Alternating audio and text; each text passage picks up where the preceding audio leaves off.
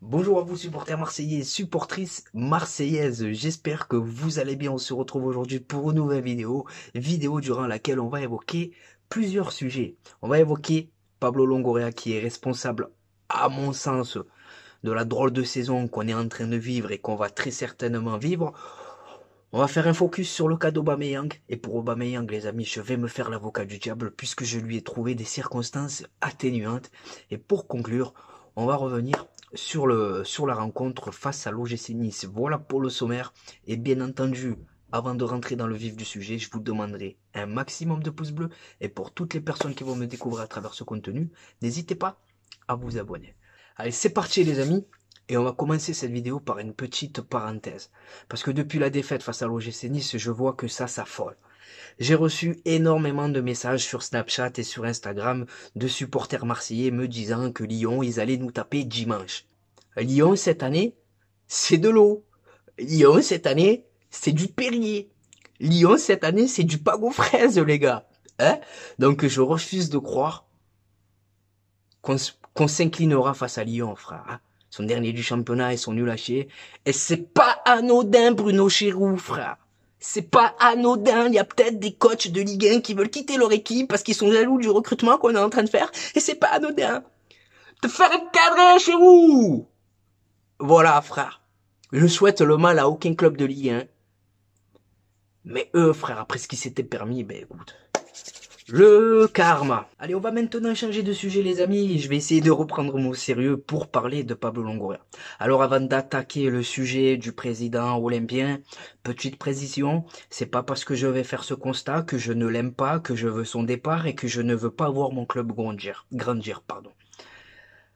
Pablo Longoria les amis, pour moi et pour beaucoup de supporters, il est responsable de la drôle de saison qu'on est en train de vivre. Lors du dernier été, les amis, il s'est totalement raté en long, en large et en travers. Quand tu décides de tenter autant de paris, il faut que tu sois sûr que les joueurs que tu vas recruter, ils t'apportent plus que ceux qui vont quitter le club. Et force est de constater qu'il a pris les mauvaises décisions. Aubameyang, c'est pas Alexis Sanchez. Kondogbia, c'est pas Guendouzi. Ismail Assar, c'est pas Cengiz Under. Entre autres, le choix de Marcelino, c'est une totale mascarade. Donc, au final, quand tu fais le bilan, cet OM-là s'est affaibli par rapport à celui de la saison dernière. Il n'y a clairement pas photo. Donc, à mon sens, Pablo Longoria, les amis, il est responsable de cette situation. Donc, n'hésitez pas à me dire en commentaire ce que vous en pensez de tout ça, tout simplement. Ensuite, les amis, le cas Pierre-Emerick Aubameyang est dessus, j'ai envie de me faire l'avocat du diable, les amis. Aubameyang, c'est vrai qu'il apporte pas ce qu'il devrait apporter à l'équipe, il est frustrant, il rate l'immanquable match après match, mais je lui ai quand même trouvé des circonstances atténuantes. Aubameyang, je trouve, les amis, que nous sommes responsables de son échec. Nous sommes, je parle en tant que club. Bien sûr, c'est pas toi et moi qui prenons les décisions. Je m'explique. Aubameyang, on le recrute, il a 34 ou 35 ans si je vous dis pas de bêtises. C'était plus un joueur de ballon. Il jouait plus à Chelsea. Donc ce joueur, il fallait le retaper physiquement. Il fallait être patient. Et on a fait tout le contraire. On l'a lancé dans le grand bain face au Panathinaikos alors qu'il n'était pas prêt et ça sautait aux yeux. Et jusqu'à présent, il n'est pas prêt. Donc Aubameyang, tu l'as perdu dès le début. On s'est trop précipité avec lui, les amis, j'ai envie de vous dire. Parce qu'on parle quand même d'un joueur qui a réussi au Barça, à Dortmund, à Arsenal, à Saint-Etienne. C'est un taulier de l'équipe nationale du Gabon et on peut me dire tout ce qu'on veut, les gars. C'est pas évident de jouer pour une sélection africaine. Donc avec Pierre-Emerick Aubameyang, j'ai envie de vous dire que nous sommes responsables de son échec. Tout simplement. Il a été rattrapé par la réalité de son corps, 34 ans et voilà. Surtout maintenant, le problème, il est psychologique. C'est tout. Donc n'hésitez pas à me dire dans l'espace qui vous est réservé si c'est moi je suis fou ou si Aubameyang, voilà, c'est le seul responsable de son échec. Ensuite, j'aimerais revenir avec vous sur la performance de nos Olympiens face à l'OGC Nice. Alors, je préfère vous le dire, c'est le genre de match que j'aime pas perdre. Voilà, j'aime pas voir mon club perdre, mais encore plus contre Paris, contre Bordeaux, contre Saint-Étienne, contre Lyon, Paris, tous ces clubs-là. C'est une question de fierté, tu vois. C'est plus qu'un simple match de football.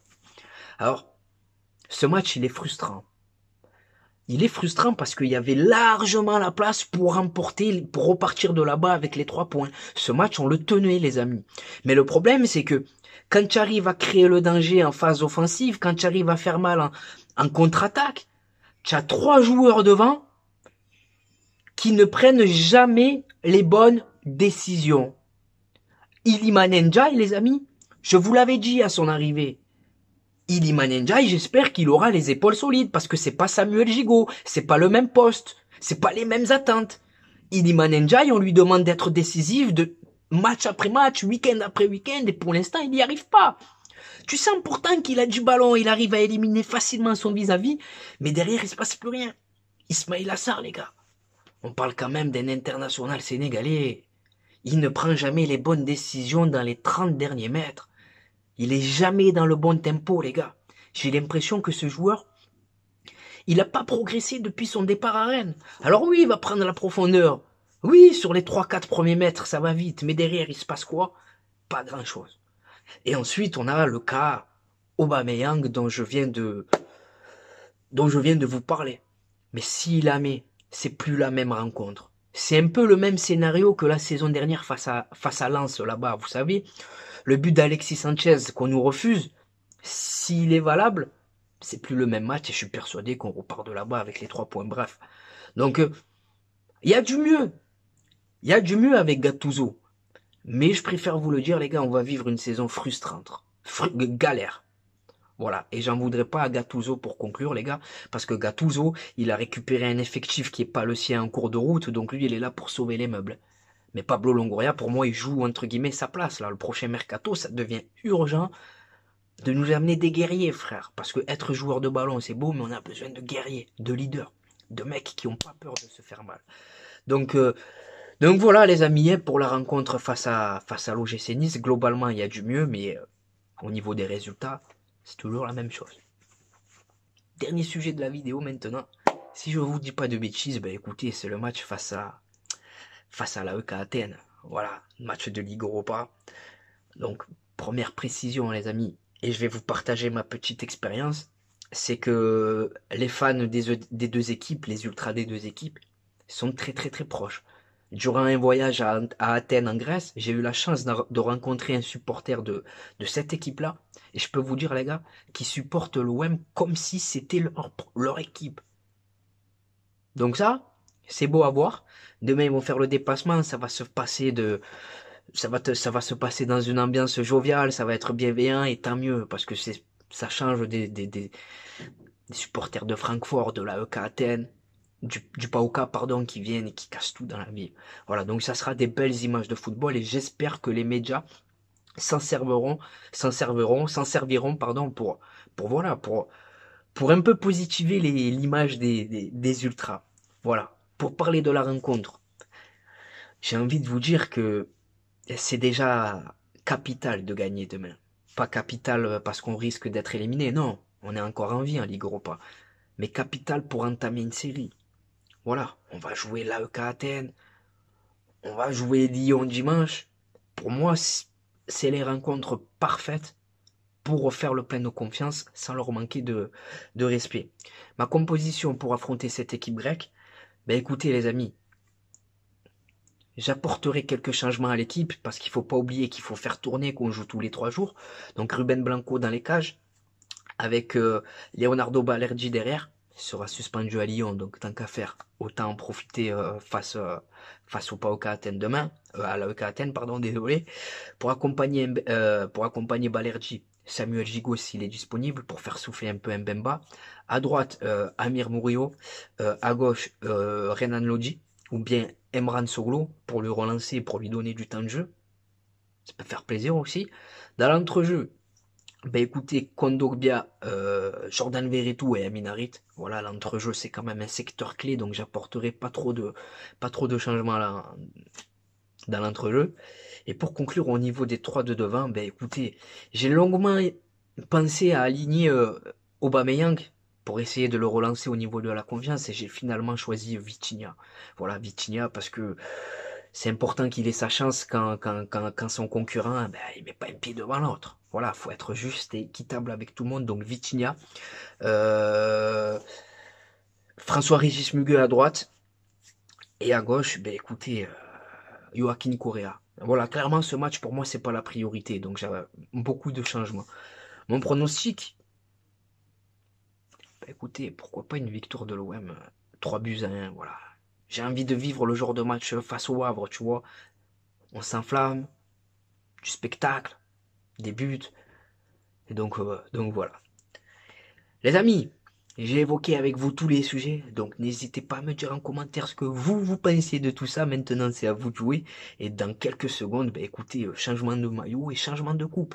Ah, écoutez, on va passer à l'instant réseaux sociaux. Je vais vous donner mes réseaux sociaux, voilà, comme je viens de le dire. Donc, ça me permet d'être beaucoup plus proche de vous, les gars. Ça me permet de savoir ce que vous pensez sur YouTube. C'est moi qui parle. Tandis que sur Snapchat, ça me permet de savoir ce que vous pensez. Sur Snapchat, je filme ma vie, les infos de l'OM.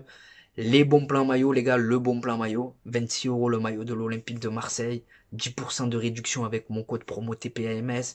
Il n'y a pas que l'OM, il y a tous les clubs, toutes les sélections nationales. Il y a les ensembles de survêtements, les maillots d'avant-match, les polos. Bref, ajoute-moi sur Snapchat Khalil-du-6 TPAMS13 et je te dirai tout ce que tu dois savoir. Ensuite, on a Instagram. Instagram, on est sur un contenu différent. C'est moi et ma grosse tête au Vélodrome, devant le Vélodrome, avec des joueurs que j'ai pu approcher en photo, en vacances notamment. Donc TPAMS13, on a Twitter, ou sur Twitter, je réagis à chaud sur l'actualité olympienne et sur l'actualité footballistique. Donc c'est TPAMS131313. Et enfin, pour conclure, on a TikTok où c'est touche pas à mon stade, tout attaché. Donc voilà les amis, c'est pour vous, c'est cadeau. Maintenant c'est à vous de jouer, c'est à vous de contribuer au référencement de cette vidéo en la likant, en vous abonnant et surtout en me disant ce que vous pensez de tout ça en commentaire. C'était Khalilé de Touche pas à mon stade. Je vous souhaite de passer une bonne journée ou une bonne soirée selon le moment où vous visionnez cette vidéo. Et n'oubliez pas les amis, notre virus à nous, c'est le web. Ciao les amis. Bon match à la famille. Et bonjour à vous supporters marseillais, supportrices marseillaises, j'espère que vous allez bien. On se retrouve aujourd'hui pour une nouvelle vidéo et pas n'importe quelle vidéo. 24 heures dans la peau d'un supporter marseillais et comme vous pouvez le voir, aujourd'hui le cadre il est tout simplement magnifique. Bien accompagné en attendant le match explosif qui nous attend de ce soir, Olympique de Marseille, Bayer Leverkusen. Donc au programme les amis, là on se rafraîchit, on s'hydrate bien entendu. Et juste après, direction le Vélodrome pour vous faire vivre l'ambiance exceptionnelle qui nous attend ce soir. Devant le stade Vélodrome, il y a une marée les gars, il y a une marée, c'est impressionnant. Le retour de l'Olympique de Marseille, Adel, t'en penses quoi? Allez l'OM les gars, tout simplement. Légende olympienne les amis, monsieur Charles de Bonneau. Et regardez les amis comme il est accueillant, fait la photo avec tout le monde. Hein. Normal. Un mot pour le mercato. Le mercato, pour l'instant, est extraordinaire. On peut faire confiance aux dirigeants. Oui. Ce qu'il y a de certain, c'est qu'il y a d'autres joueurs qui vont arriver. Oh, merci, merci. Et encore merci pour tout ce que tu as pu faire pour l'Olympique de Marseille. C'est normal. Exceptionnel les gars. La légende Jean-Charles de Bonneau avec une grosse info mercato. Et là, il n'y a rien frère. Info mercato carrément, tu il a annoncé deux grosses arrivées encore les gars, vous l'avez entendu. Les amis, c'est là que tout se passe. C'est là que tout se passe les amis. Le Vélodrome. De retour à la maison les gars. Exceptionnel. Exceptionnel. La ferveur du rêve marseillais. Allez, on retaboue.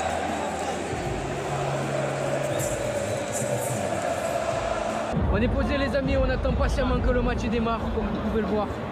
C'est magnifique les amis. Magnifique. Il y a les photos. Pronostic Malik. Toujours 2-2, mais confiant pour la victoire. Mahmoud, pronostic. Toujours 1-1. Change pas, match nul.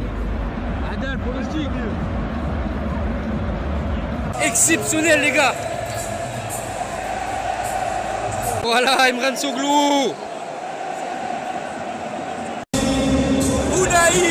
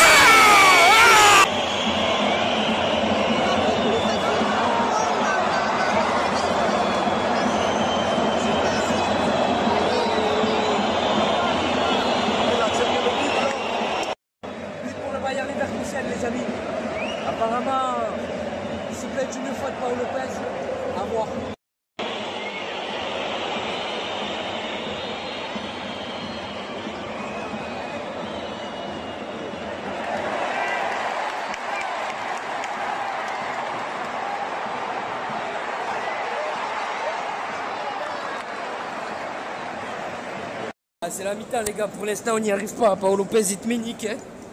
Paul Lopez, il te met nique. Défensivement, c'est fragile. Offensivement, bon, il y a 2-3 choses intéressantes.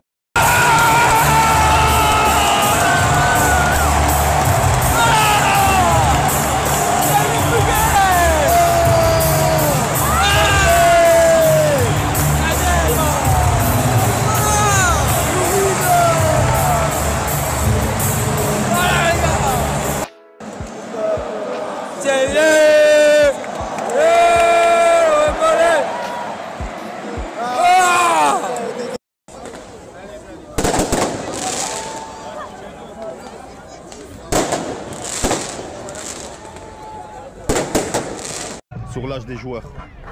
Mahmoud, Manu.